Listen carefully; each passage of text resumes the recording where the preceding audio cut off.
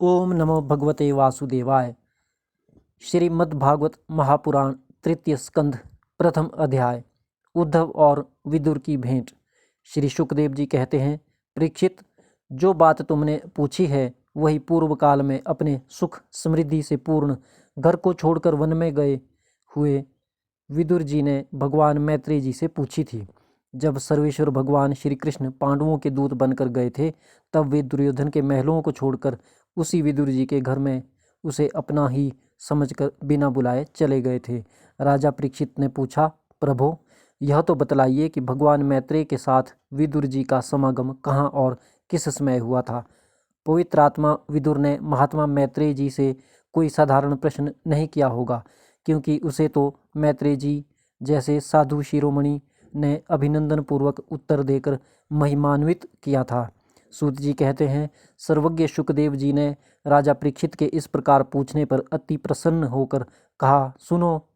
सुखदेव जी कहने लगे, परीक्षित, यह उन दिनों की बात है जब अंधे राजा धृतराष्ट्र ने अन्यायपूर्वक अपने दुष्ट पुत्रों का पालन पोषण करते हुए अपने छोटे भाई पांडु के अनाथ बालकों को लाक्षा भवन में भेजकर आग लगवा दी। जब उनकी पुत्रवधू और महाराज युधिष्ठिर की पटरानी द्रौपदी के केश दुशासन ने भरी सभा में खींचे, उस समय द्रौपदी की आंखों से आंसुओं की धारा बह चली और उस प्रवाह से उसके वक्षस्थल लगा हुआ केसर भी बह चला। किंतु धृतराष्ट्र ने अपने पुत्र को उस कुकर्म से नहीं रोका। दुर्योधन ने सत्यपरायण और भोले भाले युधिष्ठिर का राज्य जुए में अन्याय से जीत लिया और उन्हें वन में निकाल दिया। किंतु वन से लौटने पर प्रतिज्ञानुसार जब उन्होंने अपना न्यायोचित पैतृक भाग मांगा, तब भी मोहवश उन्होंने उन अजात शत्रु युधिष्ठिर को उनका हिस्सा नहीं दिया। महाराज युधिष्ठिर के भेजने पर जब जगत गुरु भगवान श्री कृष्ण ने कौरवों की सभा में हित भरे सुमधुर वचन कहे, जो भीष्मादि सज्जनों को अमृत से लगे, पर कुरुराज ने उनके कथन को कुछ भी आदर नहीं दिया। देते कैसे, उनके तो सारे पुण्य नष्ट हो चुके थे। फिर जब सलाह के लिए विदुर जी को बुलाया गया, तब मंत्रियों में श्रेष्ठ विदुर जी ने राज्य भवन में जाकर बड़े भाई धृतराष्ट्र के पूछने पर उन्हें वह सम्मति दी जिसे नीति शास्त्र के जानने वाले पुरुष विदुर नीति कहते हैं। उन्होंने कहा, महाराज, आप अजात शत्रु महात्मा युधिष्ठिर को उनका हिस्सा दे दीजिए। वे आपके ना सहने योग्य अपराध को भी सह रहे हैं।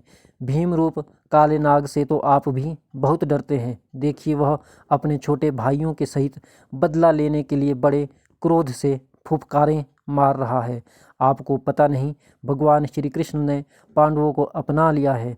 ये यदुवीरों के आराध्य देव इस समय अपनी राजधानी द्वारकापुरी में विराजमान हैं। उन्होंने पृथ्वी के सभी बड़े बड़े राजाओं को अपने अधीन कर लिया है तथा ब्राह्मण और देवता भी उन्हीं के पक्ष में हैं। जिसे आप पुत्र मानकर पाल रहे हैं तथा जिसकी हाँ में हाँ मिलाते जा रहे हैं, उस दुर्योधन के रूप में तो मूर्तिमान दोष ही आपके घर में घुसा बैठा है। यह तो साक्षात भगवान श्री कृष्ण से द्वेष करने वाला है। इसी के कारण आप भगवान श्री कृष्ण से विमुख होकर शिरहीन हो रहे हैं।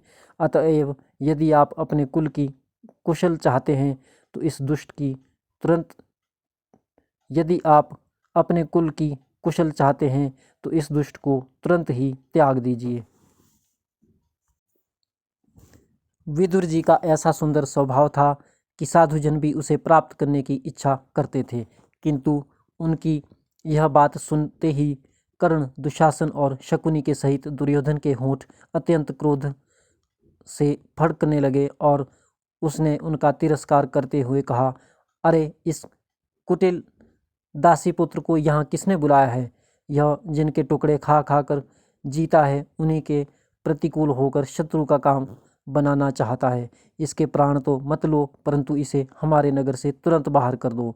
भाई के सामने ही कानों में बाण के समान लगने वाले इन अत्यंत कठोर वचनों से मर्माहत होकर भी विदुर जी ने कुछ बुरा ना माना और भगवान की माया को प्रबल समझकर अपना धनुष राजद्वार पर रख वे हस्तिनापुर से चल दिए। कौरवों को विदुर जैसे महात्मा बड़े पुण्य से प्राप्त हुए थे, वे हस्तिनापुर से चलकर पुण्य करने की इच्छा से भूमंडल में तीर्थपाद भगवान के क्षेत्रों में विचरने लगे, जहाँ श्रीहरि, ब्रह्मा, रुद्र, अनंत आदि अनेकों मूर्तियों के रूप में विराजमान हैं। जहाँ जहाँ भगवान की प्रतिमाओं से सुशोभित तीर्थ स्थान, नगर, पवित्र वन, पर्वत, निकुंज और निर्मल जल से भरे हुए नदी, सरोवर आदि थे, उन सभी स्थानों में वे अकेले ही विचरते रहे। वे अवधूत वेश में स्वच्छंदतापूर्वक पृथ्वी पर विचरते थे, जिससे आत्मीय जन उन्हें पहचान ना सके। वे शरीर को सजाते न थे, पवित्र और साधारण भोजन करते, शुद्धि वृत्ति से जीवन निर्वाह करते, प्रत्येक तीर्थ में स्नान करते, जमीन पर सोते और भगवान को प्रसन्न करने वाले व्रतों का पालन करते रहते थे।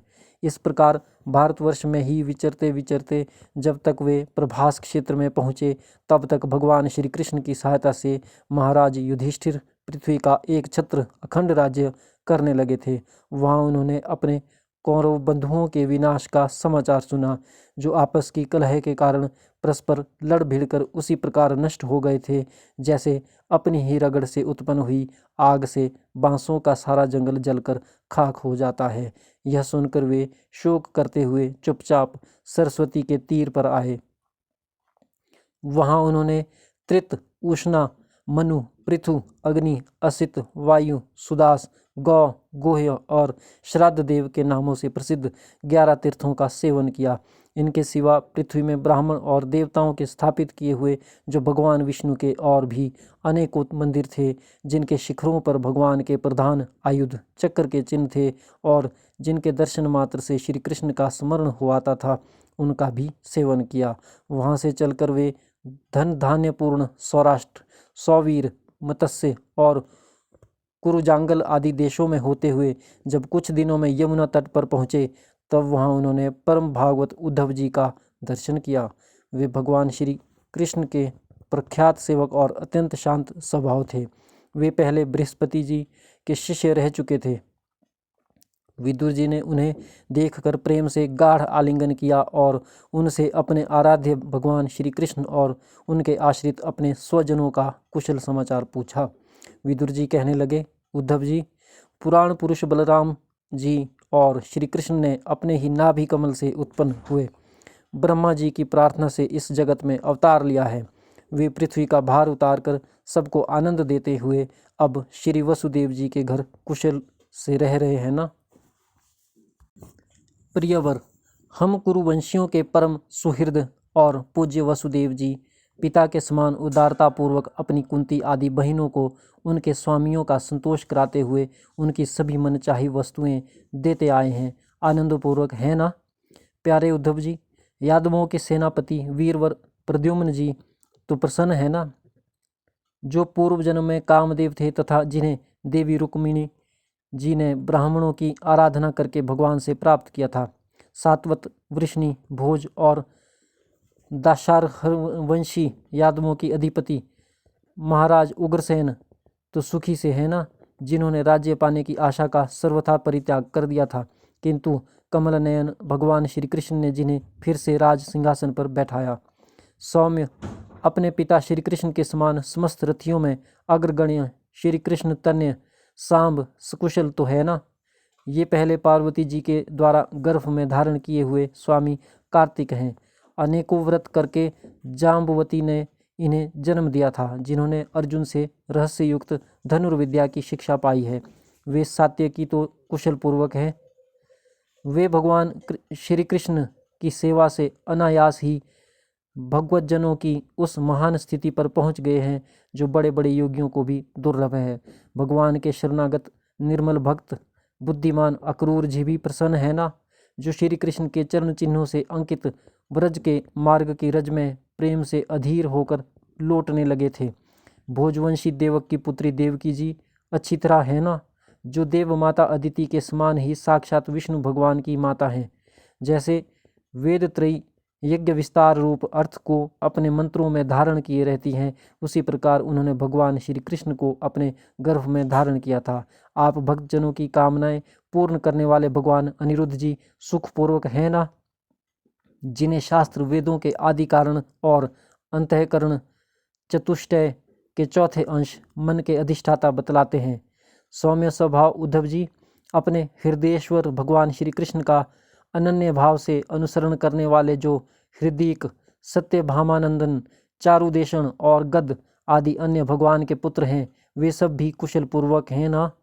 महाराज युधिष्ठिर अपनी अर्जुन और श्री कृष्ण रूप दोनों भुजाओं की सहायता से धर्म मर्यादा का न्यायपूर्वक पालन करते हैं ना? मैं दानव की बनाई हुई सभा में इनके राज्य वैभव और दबदबे को देखकर दुर्योधन को बड़ा डाह हुआ था। अपराधियों के प्रति अत्यंत असहिष्णु भीमसेन ने सर्प के समान दीर्घकालीन क्रोध को छोड़ दिया है क्या? जब वे गदा युद्ध में तरह तरह के पैंतरे बदलते थे तब उनके पैरों की धमक से धरती डोलने लगती थी। जिनके बाणों के जाल से छिपकर किरात वेशधारी अतएव किसी की पहचान में न आने वाले भगवान शंकर प्रसन्न हो गए थे, वे रथी और युद्धपतियों का सुयश बढ़ाने वाले गांडीवधारी अर्जुन तो प्रसन्न है ना? अब तो उनके सभी शत्रु शांत हो चुके होंगे। पलक जिस प्रकार नेत्रों की रक्षा करते हैं, उसी प्रकार कुंती के पुत्र युधिष्ठिर आदि जिनकी सर्वदा संभाल रखते हैं और कुंती ने ही जिनका लालन पालन किया है, वे माद्री के यमज पुत्र नकुल सहदेव कुशल से तो है ना? उन्होंने युद्ध में शत्रु से अपना राज्य उसी प्रकार छीन लिया जैसे दो गरुड़ इंद्र के मुख से अमृत निकाल लाए। अहो, बेचारी कुंती तो राजऋषि श्रेष्ठ पांडु के वियोग में मृतप्रायसी होकर भी इन बालकों के लिए ही प्राण धारण किए हुए हैं। रथियों में श्रेष्ठ महाराज पांडु ऐसे अनुपम वीर थे कि उन्होंने केवल एक धनुष लेकर ही अकेले चारों दिशाओं को जीत लिया था। सौम्य स्वभाव उद्धव जी, मुझे तो अधः पतन की ओर जाने वाले उन धृतराष्ट्र के लिए बार बार शोक होता है जिन्होंने पांडवों के रूप में अपने परलोकवासी भाई पांडु से ही द्रोह किया तथा अपने पुत्रों की हाँ में हाँ मिलाकर अपने हित चिंतक मुझको भी नगर से निकलवा दिया। किंतु भाई, मुझे इसका कुछ भी खेद अथवा आश्चर्य नहीं है। जगद्विधाता भगवान श्री कृष्ण ही मनुष्यों की सी लीलाएं करके लोगों की मनोवृत्तियों को भ्रमित कर देते हैं। मैं तो उन्हीं की कृपा से उनकी महिमा को देखता हुआ दूसरों की दृष्टि से दूर रहकर सानंद विचर रहा हूँ। यद्यपि कौरवों ने उनके बहुत से अपराध किए, फिर भी भगवान ने उनकी इसीलिए उपेक्षा कर दी थी कि वे उनके साथ उन दुष्ट राजाओं को भी मारकर अपने शरणागतों का दुख दूर करना चाहते थे, जो धन, विद्या और जाति के मद से अंधे होकर कुमार्गगामी हो रहे थे और बार बार अपनी सेनाओं से पृथ्वी को कंपा रहे थे। उद्धव जी, भगवान श्री कृष्ण जन्म और कर्म से रहित हैं, फिर भी दुष्टों का नाश करने के लिए और लोगों को अपनी ओर आकर्षित करने के लिए उनके दिव्य जन्म कर्म हुआ करते हैं। नहीं तो भगवान की तो बात ही क्या, दूसरे जो लोग गुणों से पार हो गए हैं, उनमें भी ऐसा कौन है जो इस कर्माधीन देह के बंधन में पड़ना चाहेगा। अतः मित्र, जिन्होंने अजन्मा होकर भी अपनी शरण में आए हुए समस्त लोकपाल और आज्ञाकारी भक्तों का प्रिय करने के लिए यदुकुल में जन्म लिया है, उन पवित्र कीर्ति श्रीहरि की बातें सुनाओ।